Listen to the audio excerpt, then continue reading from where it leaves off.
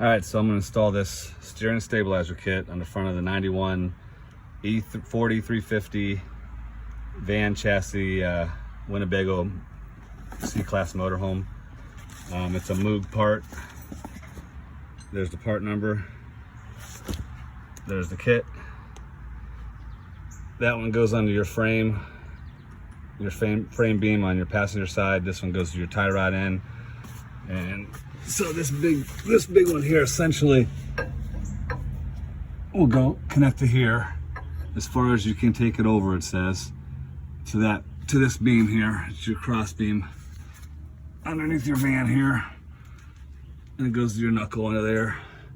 And then the small bracket will go on your tie rod end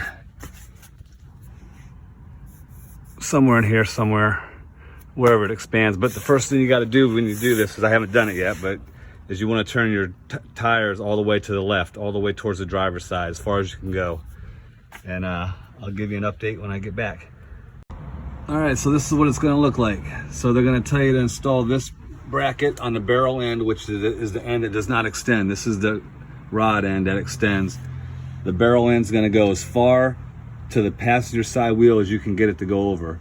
If your tie rod sleeves, adjustment sleeves in the way, which mine was, this here was actually rotated down a little bit this way, and it was going to hit my cylinder. So what I did is I just loosened the two nuts and just twisted it up just a little bit. I didn't move it enough to even mess with any of my alignment. So I should be good there.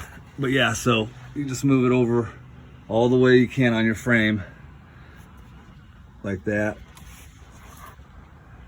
That's how it goes. The directions are really weird on this, so just make sure that this is your frame here, and this is the front, facing the front of the vehicle, and that's how I got that.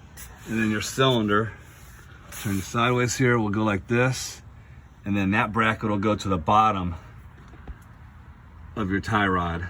So basically, if you're laying upside down, you're gonna look up at your oil filter, and you're gonna see that. That'll be facing down.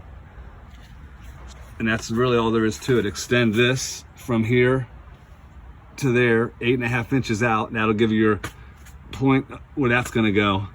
That way you don't overextend or underextend once you turn the wheels the other way. So it's all direct bolt on, no drilling, anything. So, all right, there you go.